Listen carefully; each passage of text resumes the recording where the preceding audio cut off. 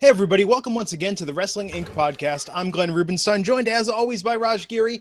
Mr. Matt Morgan will be coming along here shortly, and tonight we're going to talk about Money in the Bank 2017, a night of interesting finishes to the matches, a night of some solid action, but all in all, I mean, Raj, give me your thoughts. What did you think of the pay-per-view? I thought the finishes kind of ruined it. I thought the main event was really good. Again, I thought, I think a lot, Baron Corbin was the favorite. People expected him to win. But, on a night when you did all heel finishes and then he just backdoors into it, which, they always do that with the heel winning. But it just made the whole night, I think, seem lackluster. But the matches, I thought 4 of the matches were actually really good. It just, the finishes just hurt it.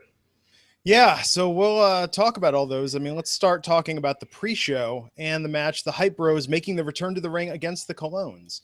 What'd you think of this tonight?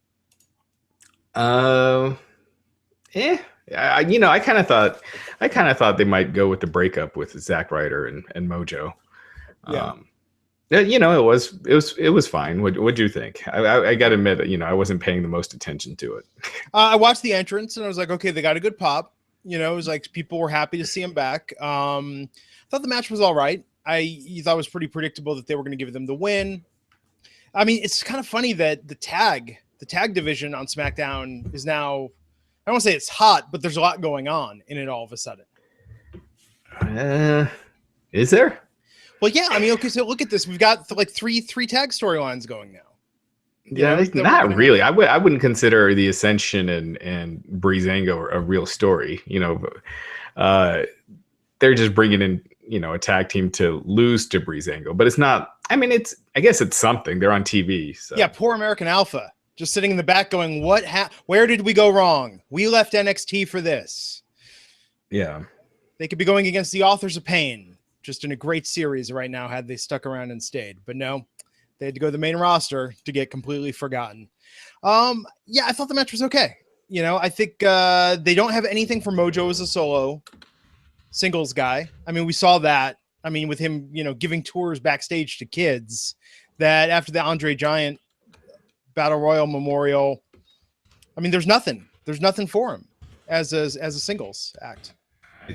I said it then. It was just it was just something to get Gronk on TV, and it wasn't something to build somebody. And I feel like they're doing that so much nowadays, where it's just. Did you read that Kevin Eck article? No. What was that about? So he's a former writer, and he talked about how little planning goes into picking the Money in the Bank winners. Yes, I did see that quoted. Yes. Yeah. So, and you just kind of see it from year to year. They just kind of throw someone in, and as opposed to using it to really build the next star. Yeah, well, I'll tell you, I do feel like there was some thought going into it tonight. It seems with Corbin that, and with Carmella, by the way. I mean, that's why they were both my realistic predictions for this, because it could be used to build their characters more and build them as heels more. So in that sense, I think they did good tonight. Now, granted, the way they gave that briefcase to Carmella, I know is getting a lot of angry reactions from people online. And if you're doing it to Corbin, like putting, gosh, man, this pay-per-view got me tired. But if you're putting the rocket launcher on him, then have him look more dominant and not just sneak in and win it, like every other heel. If he's this big badass heel and you want to push him like that, have him, after he knocks AJ and Nakamura down, hit him with a couple finishers and then go from there. What's that, Matt? Hey, guys. Hey, good to see you, man. So what'd you think of tonight's pay-per-view? I liked it. I really liked that last ladder match. I just annoyed Baron Corbin won. Well, builds that heel heat, right? I don't know if that's good heat. I don't know. He's good and he's improved and he's continuing to improve, but I don't know. I don't know. Sami Zayn would have been cool with it. AJ, I don't know. I guess AJ can always get a title chance anytime, right? I don't know. I just didn't like. It's just like he seems like out of all those guys in that match, he was just like the least headline type of guy, you know? Yeah. We'll see what happens with it. Let's start talking about the women's match tonight and its controversial ending. So, ending aside, Matt, what did you think of the women's Money in the Bank match itself? I'm really annoyed with that finish, and double annoyed with the crowd. Yeah, cheering for that loser. Yeah. You know, they've run this video package about how historic this match is, and how you know, they've been talking nonstop about these women making history.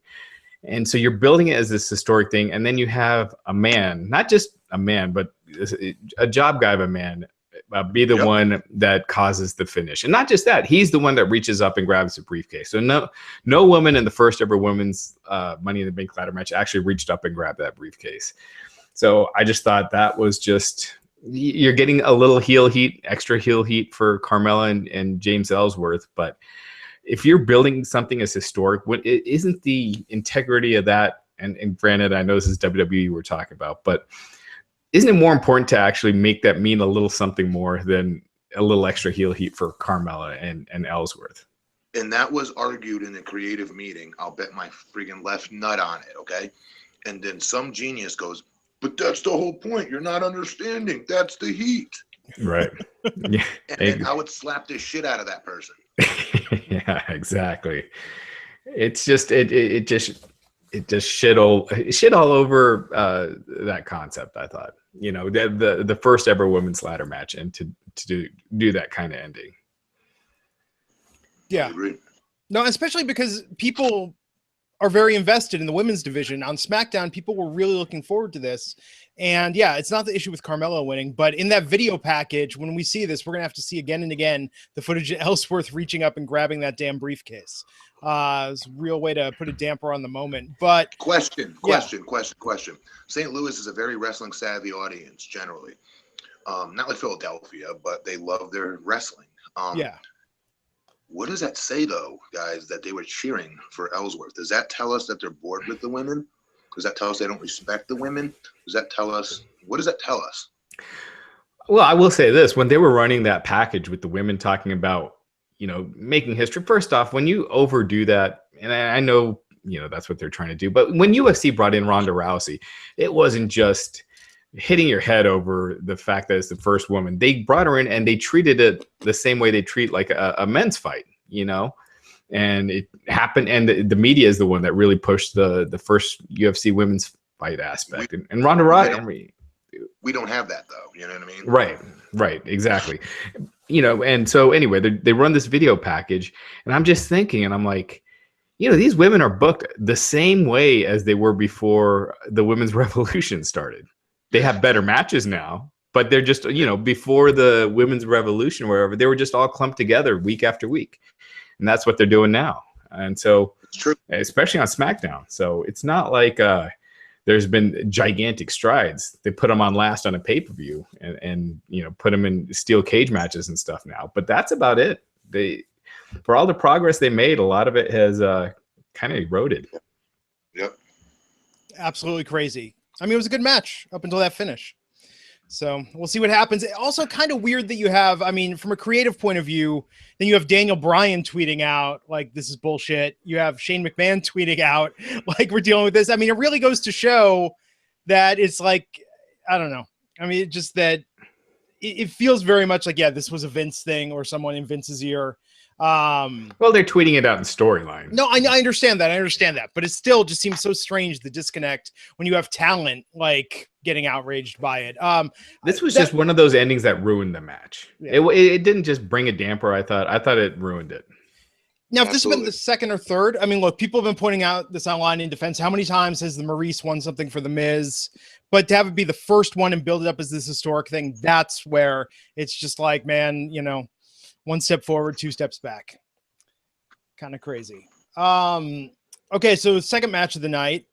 Okay, so Carmella got Money in the Bank, women's Money in the Bank. So we'll see what happens there, and that'll be addressed Tuesday night on SmackDown Live. Next match of the night, the Usos defending their title against the New Day.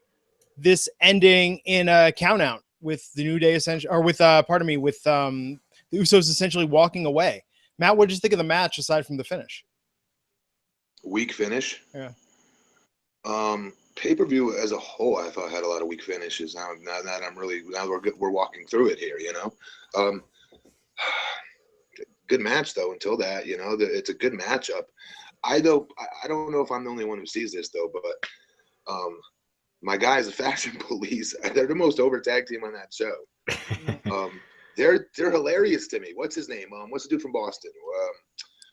The Dark Johnny. What's his name? Yeah, Fandango. Formerly Fandango. Johnny Curtis. Yeah, Johnny Curtis. He's hilarious, man. He could be so much more. So much more. He's got great timing he's just hilarious to me, but then when he gets in the ring, he's awesome. I just think that to me, they're the best they're the most entertaining tag team right now. I thought, well, I don't know. New Day's old to me. I mean, I know it's on a new show, new paint, whatever. It's still the same old joke. I don't know. Yeah. That being said, I thought this was a hell of a match. I thought the Usos looked aggressive as hell. There were some spots. I think the ref botched a spot because he counted 3 that one time, right? And then they said it was 2 3/4 or whatever. Oh, really? He's gonna get a ton of heat for that. Yeah, I mean it was close, but it seemed like he made the 3 count before the kick out. But yeah, and then there was a spot where Big E was going to catch him, you know, one of the Usos off the top rope for the big ending that got missed, and he picked him up and did it again. But again, it was just like that last match, like the opener, hot match, crappy ending where they just walked off. And at this point, I'm like, why didn't they just pace this a little differently and move this match later on in the show so you don't have 2 crappy finishes? And then it's like, well, you kind of had a bunch of crappy finishes, so you couldn't really do that. It's very odd. And Battleground's what, 5 weeks away, 6 weeks away? They didn't even air a promo for that, right? No, it was all Great Balls of Fire. We'll talk about those promos in a little bit. Okay, so the SmackDown Women's Title match, Lana challenging Naomi. Real quick about the Great Balls of Fire promos. Did you notice they kind of got rid of the shaft on the on the logo? It's just the balls now with the word balls too. Yeah, because you've noticed that, right, Matt? Where it's like the original logo was like Franken beans. Yeah. So the shaft has been eased out. That promo with the wrestlers reading the lyrics, I mean, was so ridiculous that I really enjoyed it. Because I mean, it's just beyond stupid at this point. Man. Yeah. Matt, what was that like when you were there?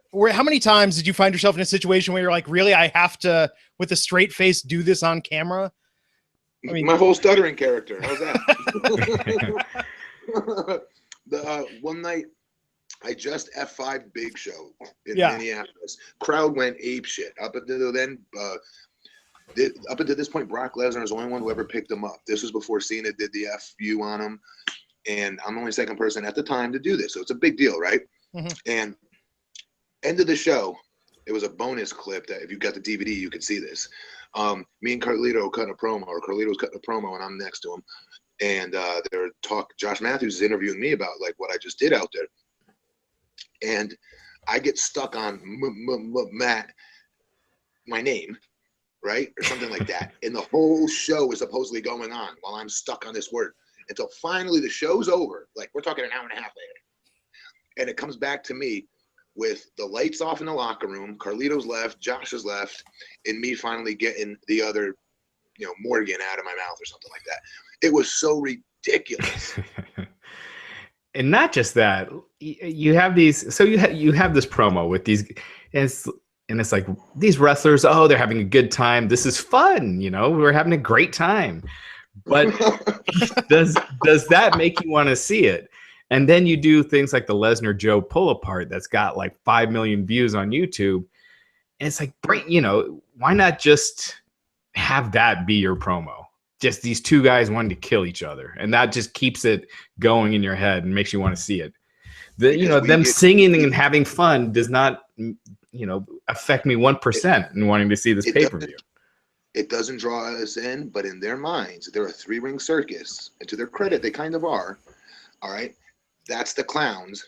All right. Joe versus Brock is the strong man or whatever The the main draw of Lions the or- circus is, right? Whatever the main draw of a circus is those two. And these idiots are thinking, like, we got to give everybody everything. So they're playing to a much smaller demographic than they think they are with them singing and acting like goofballs like that. But they think in their head, there's a demo that they're touching with that. No, they're going to love this. We got to be different. We got to offer something different for everybody. Right. And it's like, but when you do that, you kind of cancel out some of your other stuff. Yeah, exactly. You know, what 90% of the crowd, in my opinion, is into. I could be wrong. I mean, who knows? Yeah. No, I think it's also that they had to pay money for the title and they had to pay money for the song. So they're like, we're going to get every last cent out of this. Or they could just Dude, rename WWE's the that title. Yeah. And then you don't have to pay money for the song or the title. Yeah, of all the songs to pay money for, right? They had to. Jerry Lee That- Lewis has the name trademarked. So after they announced it, his lawyers contacted them, and that's how the whole deal came together. And they was it- own Great American Bash. They could have just as easy called it that, and it's a much better name with tradition and history, and wrestling fans like it. Summer, July, Yes, exactly. July. Perfect. Yeah. Such a good call. Any WCW pay-per-view name would have been better than this.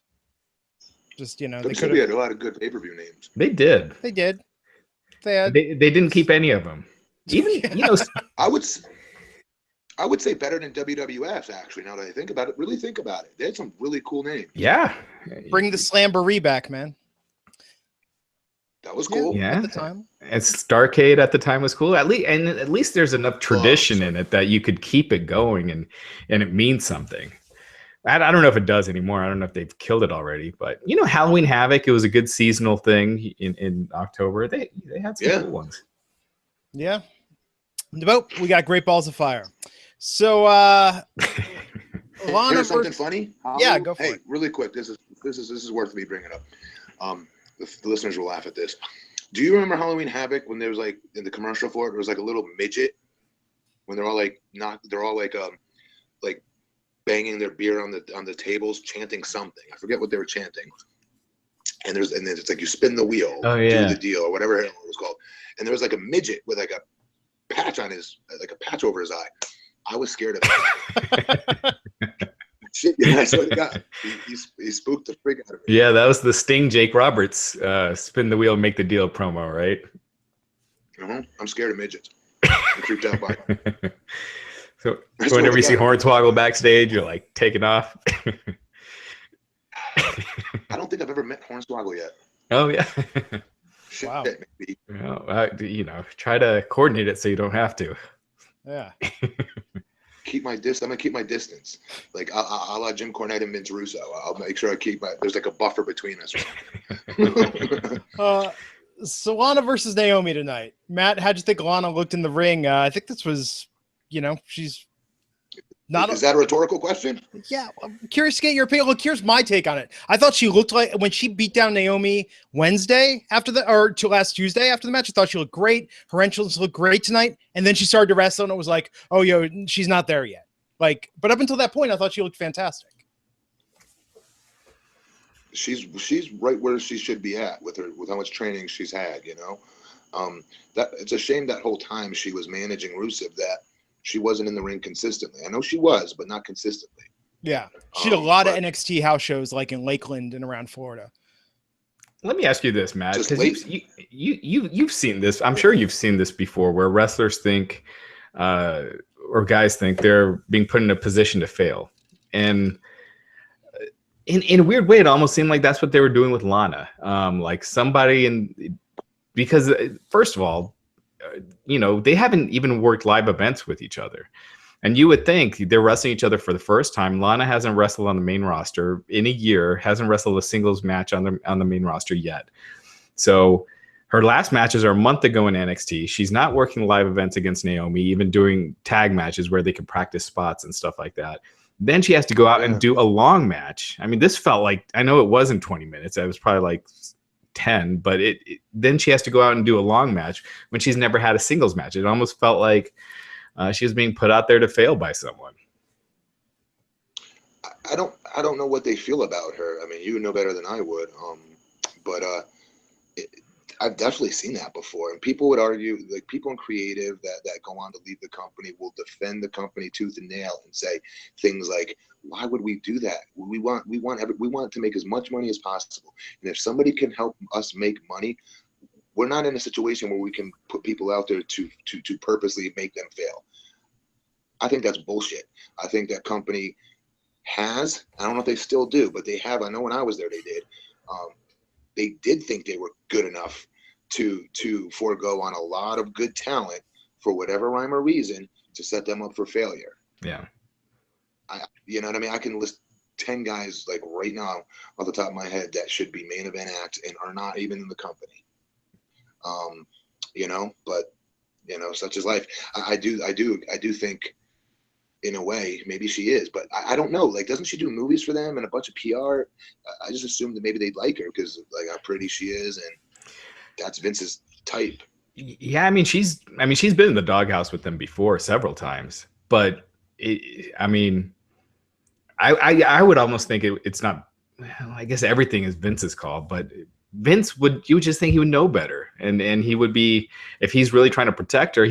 First of all, she should have been working with Naomi over the past month, at live events. Definitely. And second, you don't book this to go that long, and you really try to hide it. But I thought it just made her look terrible. But you can't blame her that much when she's not ready and she's put in this weird position.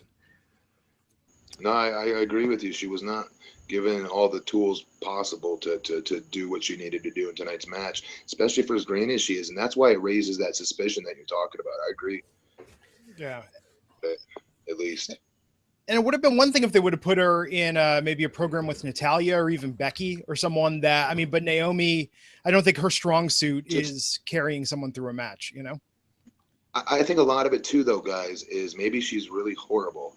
And they were banking on the element of surprise, like how Lana's a huge star for them. She's pretty, that kind of thing. You know what I mean? Yeah. And if they, I don't know, maybe they're looking at it that way.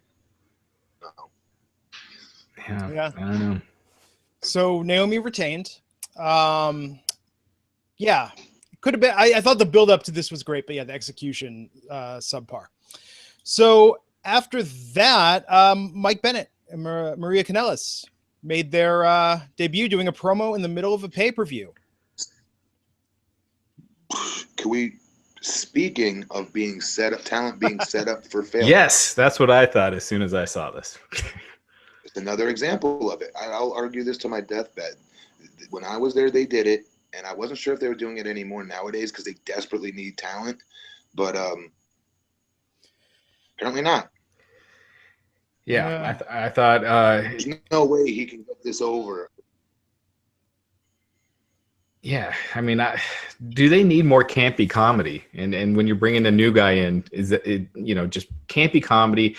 Obviously, I'm sure a lot of guys, maybe most guys, don't think there's anything wrong with a man taking a woman's last name. But in WWE land, that they consider it being, whipped. And that's yes, you're effeminate, you're lesser of a man. Let's make no mistake, that's exactly what they're thinking. It is. Yeah. And that's right. that's their thinking. And so and when you're given that gimmick coming in, it's an uphill battle. It is. I'm hoping his work can fix it. Do you know what I'm saying? Yeah. They tone it down. I don't know. See, then how do they tone it down? Maybe they just stop saying Kanellis. Maybe after a while, and it's just Mike and Maria, and then they drop the Kanellis crap. It's just Mike. Do you know what I mean? Yeah. I mean, if they find a creative way to bring his actual name back, Bennett, I don't know. But they are really married, so you do kind of book yourself in a corner a little bit. Anyway, I just thought it was I was excited to see. I'm a big fan of Maria. I'm a big fan of Mike Bennett. But when I saw this, I was like, man, this is rough. I'm not a fan of Maria. I'm a fan of Mike. Yeah. I love Maria. I know Maria from OVW. Good, great girl. Yeah. Very, very respects the crap out of the business. I don't know. Her voice annoys me. But I thought she was really did some of her best work in Impact Wrestling and ROH as a heel, you know, because she was supposed to be a heel, and so I thought she did great there. So we'll see. Yep, I'm sure there will be more Tuesday. Hopefully, we don't have to hear that song again and again and again and again and again and again. That was I'm sure that's their entrance. The entrance music's been on a roll lately, you know, with CFO, and this was just bad. The music was bad. And I like a lot of bad music, but this was bad. So we're going to talk about the title match, Randy Orton versus Jinder Mahal, in a second. I want to give some quick love to the sponsor of this episode, DDP Yoga, DDPY. You've heard us talk about it. You know all about the great results DDP Yoga has given WWE superstars, guys like Mick Foley, AJ Styles, Chris Jericho. The list goes on. And now you can benefit from DDPY by taking advantage of our special offer. You can get 25% off the DDP Yoga Now app or the DDPY DVDs for 25% off, and that includes 3 months of full access to the DDP Yoga Now app, or you can buy a Max or Combo Pack at 25% off, get 50% off the second one. Head on over to ddpyoga.com/wrestling inc. That's ddpyoga.com/wrestling inc. to take advantage of this incredible offer. We thank them for sponsoring the show. You know what a great sponsor they are. They've shown support for Wrestling Inc. for, well, longer than even I've been here. And I'm telling you, look online, you see all the stories, people turning around their health, turning around their lives, losing weight, improving flexibility, improving their heart using DDPY, and we thank them for sponsoring the podcast. ddpyoga.com/wrestling inc. Hey, they've been there longer than you have? Yeah. As a sponsor? Yeah. Longer than me. I'm coming up on a year. Coming up on a year. Yeah, so, I think it's a year. How long am I coming up? You're right after me, man. I think you joined about 2 or 3 weeks after I did, maybe. Yeah, I think you were really? July, I think. Yeah. Damn, time flies. Very cool. That's pretty cool. Yeah. Yeah, totally, man. So Jinder Mahal tonight defended his championship against Randy Orton. Matt, what'd you think of the match? First, before we get into it, I'm going to give my Jinder Mahal, not my whole Jinder speech, but the steroid accusation speech. But I am just going to make a side note. I got a text message from the owner of Nutrition Solutions, the CEO. His name is Chris Cavallini. Workout freak. I've known the guy for years. He works out with Sheamus. If you go on his Instagram account, you'll see him work out with Sheamus frequently, as well as Raj is apparently what Jinder's real name is. So you guys were right. I didn't know that because I don't know Jinder personally. And he was telling me, you know, of what this dude's workouts are and how ridiculously strict his diet is. So I was correct in how he's got his look and what he's doing, because this kid would have. He's a good dude. He's a good dude, but I know him better than Jinder does, and he would have told me the truth on the side. So, again, Jinder is very clean. So, with that said, hope the internet haters, suck on that and quit hating on the guy, physically speaking. That said, tonight's match I thought was honestly it was fantastic. Randy. Now we were talking about how you always say Randy. When's the last time you seen a good Randy Orton match? Tonight we saw a good Randy Orton match. Watch how much energy Randy put in this match. He was putting his foot on the ropes, literally telling Jinder where to work next. It was perfect. It's exactly what a veteran should be doing with a younger talent. And you could tell Randy is very dialed in right now, because I don't know if they're they're good friends. I just know Randy believes in him, obviously, and it shows in the work and what he gives them in the ring. And Jinder, right where he needs to be for everything. Love the spinning toe hold. Love that. Love some of the old school stuff he was whipping out tonight. I thought it was really apropos. You know, it was very, very well done. Working the leg, guys, is very boring because it limits the babyface. When the babyface has to make their big comeback at the end, the babyface can't do much because they got to constantly sell the leg, right? Mm-hmm. So a lot of times guys don't like to work the leg because of that. So they pulled out a hell of a match, all things considered. And as usual, Randy beat the holy shit out of the singles again. and ping pong going off the table. Those guys just must be pissing their pants before each pay-per-view, knowing what they got to take. But I agree. I thought this was Orton's best match in a long time. Definitely. I like the old schoolness of it. The whole dives argument. There was no dives, nothing fancy, but it worked. And it was just that old school story of the heel really attacking that leg and being vicious, and the babyface, trying to overcome it. And I liked that. I liked how they did the spot with his dad at the end and him flipping out. I didn't like that they pretty much did the exact same finish as they did last month, where Orton beats up the Singh brothers, gets in, takes Jinder's finisher, and is pinned. I was hoping that was a little lazy. Yeah, I was hoping they would come up with something a little different. But that being said, I thought the match was really good. Could have been cool. Hey, sorry, you guys are breaking up a little bit. What would have been cool if he rolled back in the ring and Jinder went to go get it. Randy gets out of it, KO, but Jinder holds the ropes. Randy bumps, feeds back up, eats Jinder's finisher. Yeah. You ever see a guy block a DDT? Oh, I should say, did you ever see a guy block a DDT where he holds the top rope while the other guy slams on his back trying to give the DDT to him? It's a pretty cool way to block a DDT. I feel like I've seen them do it with the RKO. Yeah, maybe once. That's what I would do for the RKO. Yeah. Hold the top rope. Randy back bumps, feeds up right into Jinder's finish. It's one more little layer in there that I agree with you that it needed. Yeah. But it was a good match. It was solid. Great performance on behalf of Randy. And Jinder now, I mean, in my mind, he's main event heel all the way after this tonight. There's nothing about his act, in my opinion, that is not main event heel. Seriously. Yeah. He has no holes in his game right now to me. At first I thought his over the top faces would be too cartoony, but it's working. I don't know. It's working. Yeah. So, God, what did you think of the build-up, though? How cool was it when they showed all the different Hindi TV channels covering, the upset win, and it was awesome. I thought that was great. Yeah, it was cool. I mean, it definitely makes him seem like a big deal. But yeah, I agree. I think Jinder has, I've always, I haven't always, but I thought he's had the look.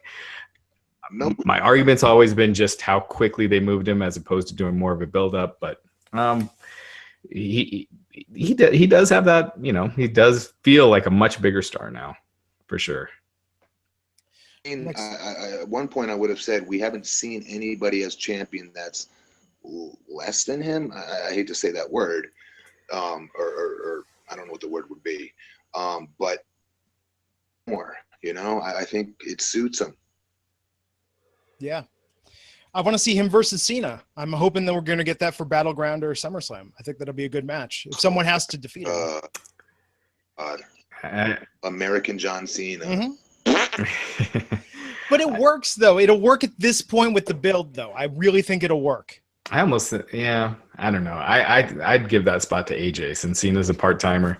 I'd do Cena. I'd have the Cena versus Jinder match, but Jinder squeaks by and cheats and wins, and then you go to AJ, and then it just makes it that much more that Jinder just beat Cena too, and and AJ's around, he's over as hell, 100%. Or Nakamura, either of those guys. But I think if you want to do the whole American. Finally getting the title, then AJ is the guy to do it. Yeah. Okay, so we had a surprise match tonight after Jinder won. Breezango figured out who beat them down on SmackDown, and surprise, surprise, it was the Ascension. So surprise, it's the Ascension. If you couldn't tell from that videotape with the silhouettes that looked remarkably like the Ascension, it was indeed the Ascension. There were some people that thought it was the Authors of Pain. I was like, they're not going to debut the Authors of Pain. Breezango versus the Authors of Pain. Yeah. Please do that feud. I want to see that feud so bad. Because a lot of the younger fans on Twitter too thought that the Paul Leaf reference on his phone was Paul Ellering. No, Paul E. Dangerously, right? Man. Yeah, no, of course. Good on you, fans. Watch the Paul Heyman documentary on the network. It's fantastic, but great footage of 80s Paul Heyman on the old cell phone. So yeah, the Ascension, I mean, look, they haven't had anything to do in a while. I think this was notable because Breezango got a pay-per-view win. Can't remember. I don't think that's happened before, has it? Didn't they get? No. Right, yeah, it was on SmackDown where they traded victories and then got beaten. Yeah, it was something like that. But yeah. It was a quick match. It was what it was. Poor American Alpha, though. Like, what is there for them to do? What did they do tonight? Nothing. Absolutely nothing. So it's like we've got tonight. We saw, I mean, between the pre-show, every tag team in the division was involved in the pay-per-view tonight, except for American Alpha. So, I mean, and with the Ascension, I mean, I don't want to say you're scraping the bottom of the barrel, but when the Ascension's got a pay-per-view match and American Alpha is just not even mentioned. Okay. You know? Okay, here's something I'm going to explain. I'm going to tell you. I'm going to teach you. Yeah. Jim Cornette taught me this. I don't know why this is breaking up and so slow. I apologize. My Wi-Fi sucks. You're coming through fine. You look fine. Yeah, it's on our end. It looks good. Slow. What I was going to say was Cornette taught me is this saying, and it's called, don't get any on. You don't want to get any on you. And what that means is when the company sees you as a guy that could potentially be a main event star or something bigger than you currently are, than what they're doing with you, to be on TV in certain scenarios because it can hurt you more than it can help you. American Alpha is of a tag team than to be fed to this crap, if you will. So honestly, the truth of the matter is, and I hate to say this because I like especially when they were in NXT as a tag team, but that was just them thrown out there just so those guys can have a tag match and go over on somebody. There's nothing more than that. They were treated like job acts tonight. And you don't want American Alpha in that spot. Trust me, American Alpha is just fine not being a part of that mess. No, that's a great point. What if you did this? You had American Alpha come out and just beat the hell out of them, and that's it. They just turned heel, beat the hell out of them, and then at least they're on TV. You got another tag team feud, and you're doing something. That's different. Yeah. But yeah, I agree. As a tag team just coming out to lose to them, there's no way in hell American Alpha should have been in that spot. Yeah. Well, we'll see what happens Tuesday on SmackDown. Maybe they'll get in on one of these storylines. So the actual big main event tonight. Real quick, I did want to mention this. Those backstage interviews are so freaking terrible. What's her name? Dasha? Is that Dasha or Charlie that's doing them on? No, Charlie's on Raw. Okay. Where they do the interview and then they just look off into space. Like they just have this look and it's just so unnatural and so bad. They should, like any other sports, they cut back to the announcers or do something where they, Mean Gene says back to you and they just look into space. It's just so awkward. I'll give you one, the same exact thing you're saying. Go back, the fans listen to the show or watching, whatever. Go on YouTube and type in Matt Morgan's. I don't know what the search engine would be. I think it would be like first stuttering promo. It was my stuttering debut on SmackDown before I went out and crushed Zack Ryder. It was a backstage promo where the guy was interviewing me. And Vince is behind the camera and all my pre-tapes and because it was his character. So long story short, I was like looking at the interviewer. And he's like, no, look over here. And he would like take his hand and he would like go here with it. You know what I mean? And want me to like look over like that, Mm-hmm. So pretend the camera's on me right now and I'm talking. Yeah. I'd be like this. I don't know if you can see my eyes or not. Yeah. You can see my eyes? I'll be like this. The interviewer, guys, is like right here. No, seriously, this is worth it. The interviewer's right here. I should be looking at him, right? Yeah. But no, I'm doing this. Matt Morgan is gonna. It's so. You want to talk about unrealistic, unnatural? I never understood it. To me, why do we do this? Do you know what I mean? Why would I not be looking at the little shit interviewing me? I mean, I would every once in a while when I drove a point home. But then it was back to pondering again. Yeah. In mid-speech. And Vince was so set on it. And he, not just me, lots of guys. He thinks it's dramatic or something, but no, it's it's like you said, it's unorganic, it's unrealistic. No one talks like that. But a lot of people do it. Yeah. I don't know, man. But yeah, those segments leave a lot to be desired. So, Money in the Bank ladder match. AJ Styles versus Dolph Ziggler versus Sami Zayn versus Baron Corbin versus Shinsuke Nakamura versus Kevin Owens. During his entrance, Baron Corbin attacks Shinsuke, taking him out for the majority of the match. But, Matt, what did you think about the action here, and how do you think it compared to last year's Money in the Bank match? I don't even remember last year's Money in the Bank match. What does that say? Wow. Same here. Who won last year? Who won? Last year, Dean, and he cashed in the same night. Was that last year? I thought that was 2 years that. ago. All right. No, that Anyways, was last year. Oh yeah, it was last year. They're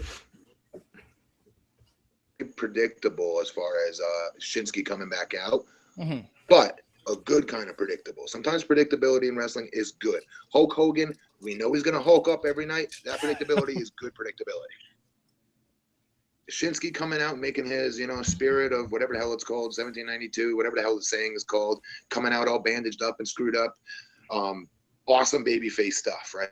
And the crowd ate it alive. That's what was great about it.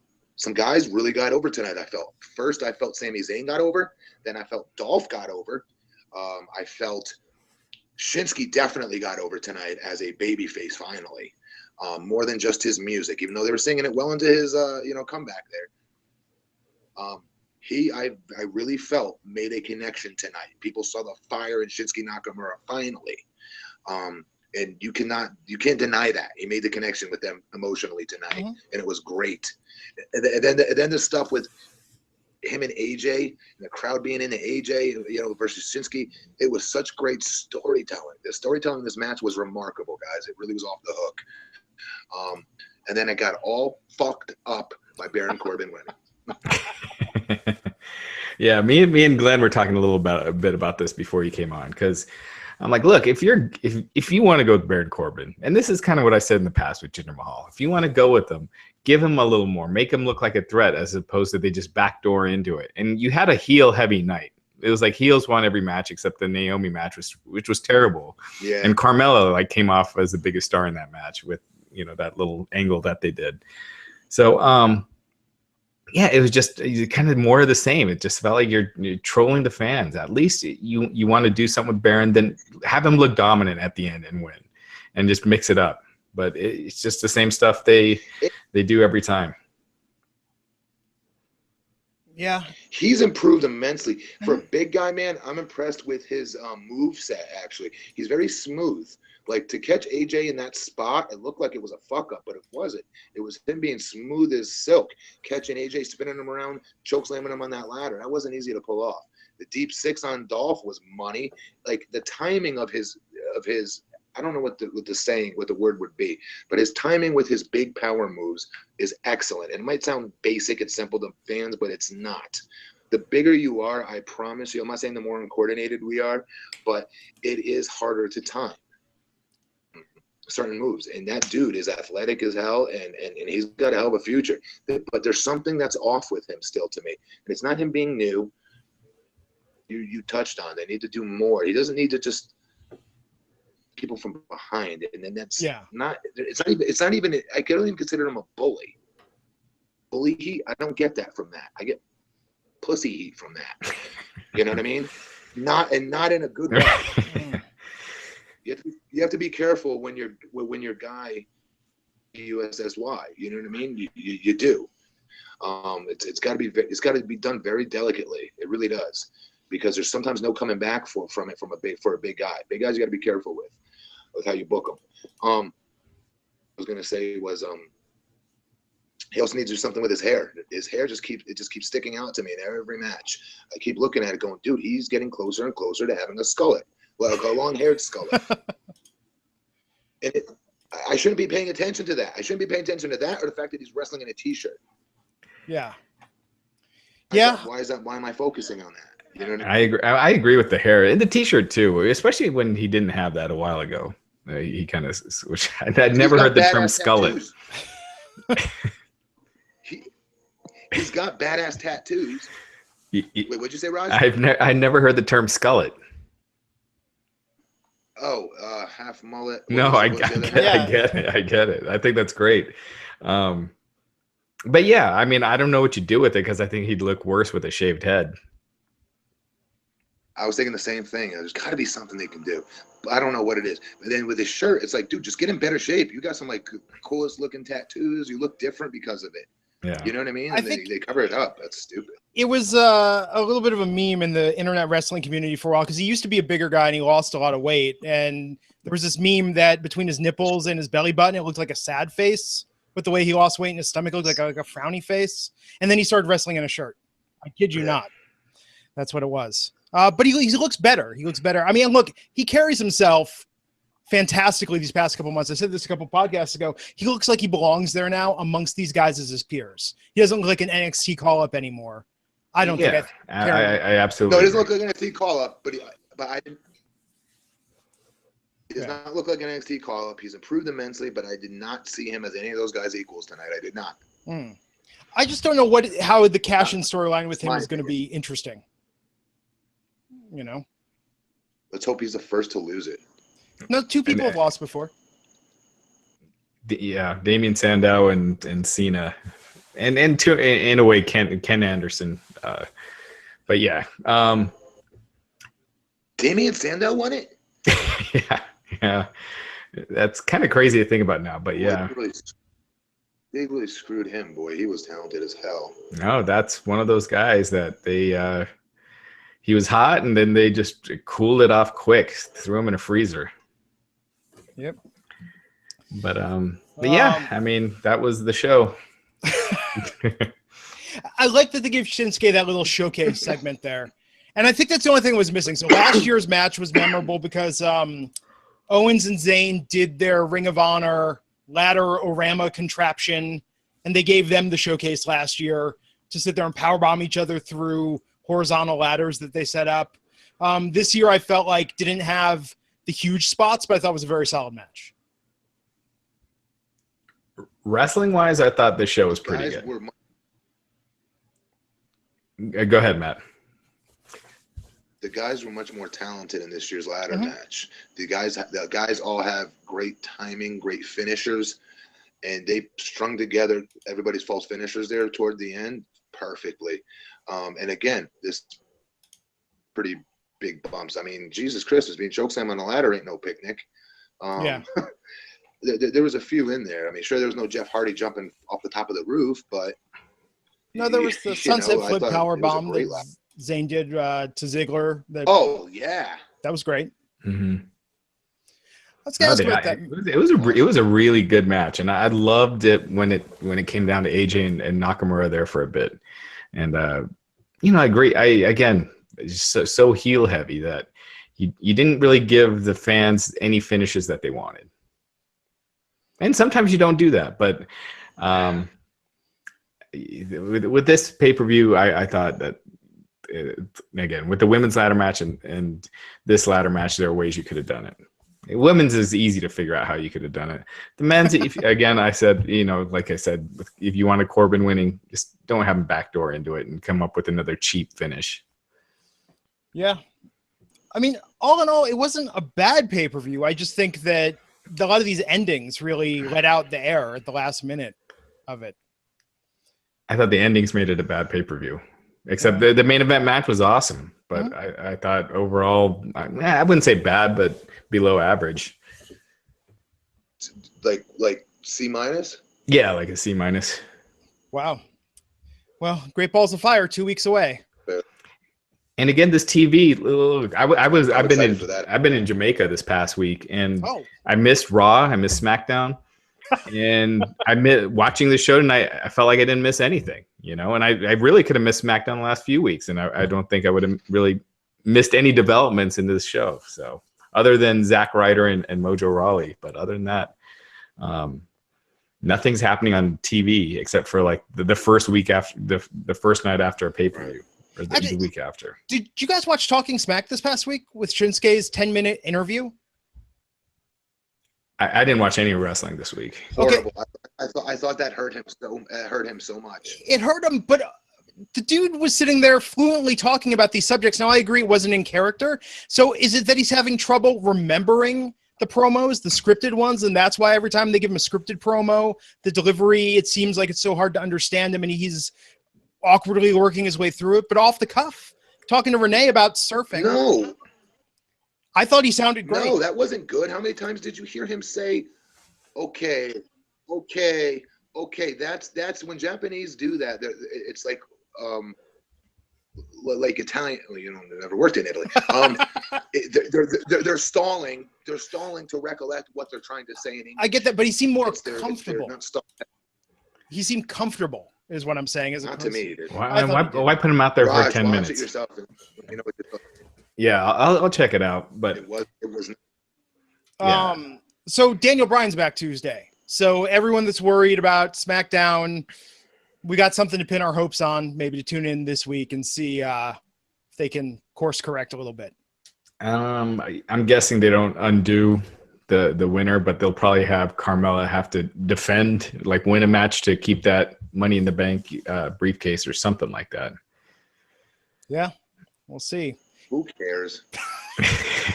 And I did catch the Samoa Joe Brock Lesnar brawl. I watched that on YouTube while I was out there. That was the one thing. That was the one thing people said that I should watch. That was the only thing that last week. So we'll see. Other big news this week: John Cena's a free agent. It's going to go back and forth between SmackDown and Raw. This is an attempt to stoke the ratings. Yeah, free agent John Cena. Well, in their storyline, but yeah, if there is if this is just a storyline that ends up with Cena back on SmackDown, then I like it, because I do want to see more of the brands competing for the guys, and make it more of a storyline about getting someone. But if this is a way to just put John Cena on both shows, then you're really starting to hurt the brand extension already. And if it's a way to get John Cena back on Raw, then you're killing SmackDown, and you're turning SmackDown way into the B show, even though it's clearly been the B show for several months. And I think people say SmackDown's better every week out of habit. It hasn't been. Again, I didn't watch this last week, but overall, it's been better than Raw, but only because of that 3 hours versus 2. It hasn't been. It's been overrated for a while. Yep. In my opinion. On a kinder note, Southpaw Wrestling looks like it's coming back for another round. Story's been making the rounds online. When? I have not seen a date, but supposedly they're shooting soon. Yeah, Cena said, I think, in an interview that they were going to do more with it. We'll see. I mean, sometimes less is more with some of that stuff. So if they were able to keep it up, I'm all for it. This is the WWE. I need more Tex Ferguson. Yeah. All right. Another Tex Ferguson. Well, yeah. I mean, it's better than Luke Gallows right now. I feel bad for where they're at right now. Oh God. So, another thing, it looks like Seth Rollins. I bet you. I might what? Looks like Seth Rollins is going to be on the cover of WWE 2K18. Who cares? It's a huge deal. It's the first time they're going with one of the current stars in a while. They've gone with Stone Cold. Last year was Brock Lesnar. Sting. Yeah. I didn't even know that. Yeah. So probably the last. CM Punk is probably. I'm trying to think of who else has been on the cover since CM Punk that would be a full-time guy. And CM Punk was that 14, 15, 13 or 14. Yeah. So it's 14 was let me call this up. 14 may have been it's tough to tell because there are all these alternates. So CM Punk was 15. How? Okay. And Daniel Bryan. Why don't we take some fans' questions? Take some fans' questions. Oh, no, real quick. But do you think it's a weird choice? Because I mean, the video game is a pretty big deal in their marketing and everything.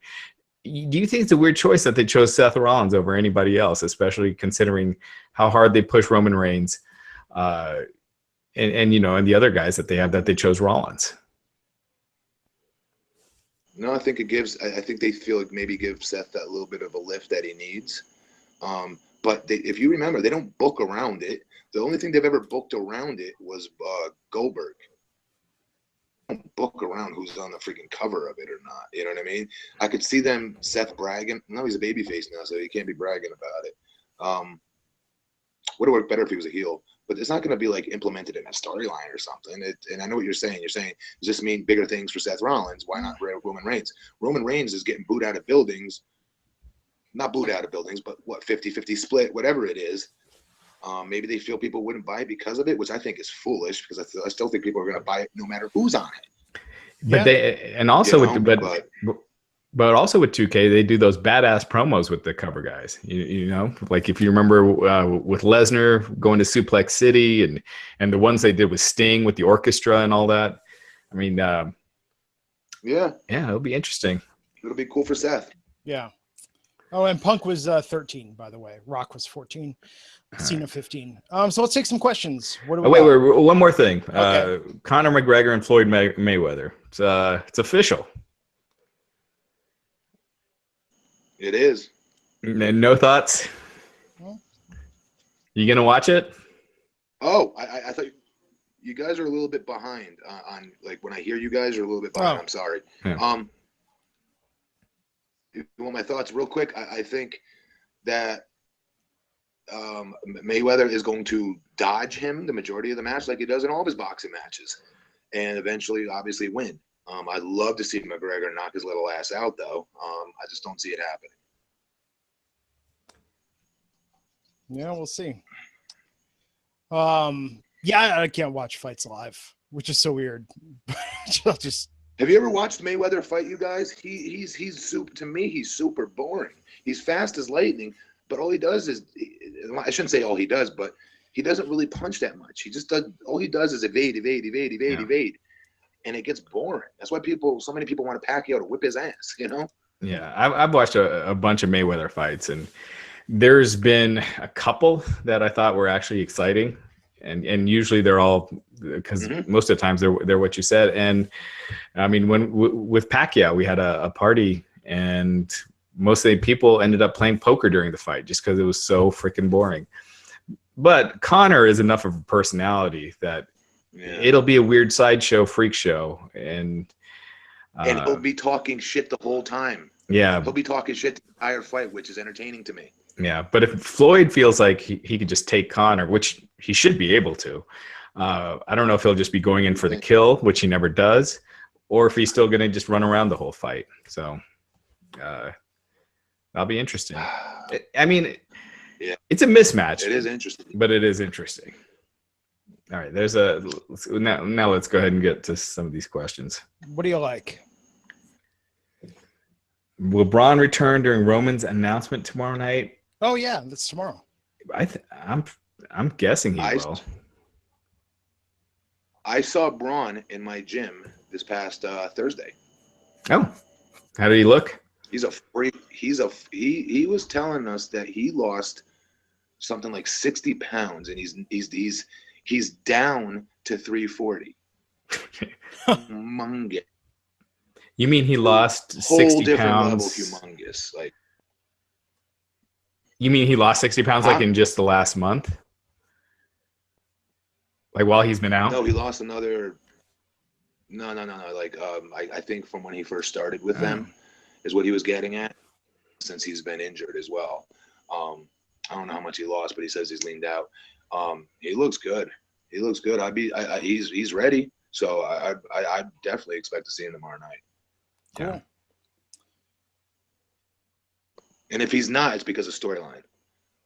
Yeah. He's supposed to be at the next pay-per-view. So whether they keep him off of TV until then, how long do we got until Great Balls of Fire? 2 weeks? 2 weeks, there, give or take. Let's see. So yeah, they could. I would keep him off. Yeah. Yep. What else? Keep him off. Smart. All right. So there's a lot of 3 weeks from tonight's Great Balls of Fire. It's July 9th. Do you think with Cena being a free agent that this will open the door for more free agent spots? No, they need a ratings bump bad. Last week, the lowest rated Raw, which they were against the NBA Finals, but that's not like the first time that's happened. But that was the lowest rated Raw in history. SmackDown last week was just a tad above 2 million viewers, which is what they were doing before the draft, before they split the brands. So now they're going back to where they were before they had complete separate rosters and everything. And, when they weren't live, when they were a taped B show. So I think they feel like they need to get as much out of Cena and those ratings as they can. Yeah. Let's take one more. What else do you like? All right. All right. Here's one for you, Matt. Should Samoa Joe go over Brock?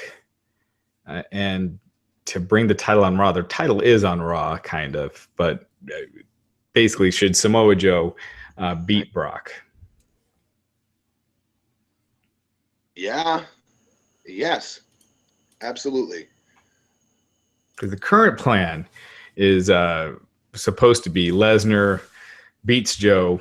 That's done, and then they go to Braun Strowman for SummerSlam. You think they should change those plans? I do, because now you're beating two potential monsters. You're beating Joe, who can afford the loss because he's talented enough to come back from it. Joe just needs a good showing versus Brock Lesnar, a good physical, badass Samoa Joe, undefeated Samoa Joe look to the match, if you will, right? If he can, even if he loses, he'll still come out a made man. I'm not worried as much about Joe if he loses. If Braun Strowman loses, the mystique is gone. He cannot lose. So they're booking themselves into a corner. If they want to get to Roman versus Brock, right, at the next WrestleMania, is that what they're trying to do? That was the plan at one point, yeah. They've got to change those plans, dude. If you're going to screw Joe and you're going to screw Braun Strowman. Unless you have Braun win. You see what I'm saying? Yeah, but unless you have Braun win. Okay. What would you? Who do you think would be the better choice to beat Brock right now? Do you think it'd be Joe or Braun if you had to go with one of those guys? I could see. Okay, if I'm the company, I would say, me knowing what my opinion, what is best for the business, I would say Samoa Joe, because Joe will be able to have good matches with everybody at the top. Right? Everybody in the main event scenario, he will make better than what they were before the match started. That's a very big component of being a champion. At least it used to be, especially as a heel. That said, they put a lot of equity in the Braun Strowman, a lot of equity. So with that, I could see why they would pick him to be the champion, the one to beat Brock, because they put so much time into him. They made him into this, unbeatable monster for the better part of the year. So, like, I could see them putting the title on him because of that. Why stop now? Like,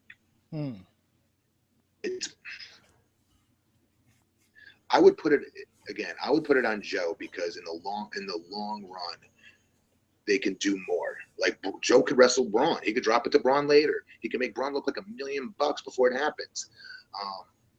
He had matches with everybody. That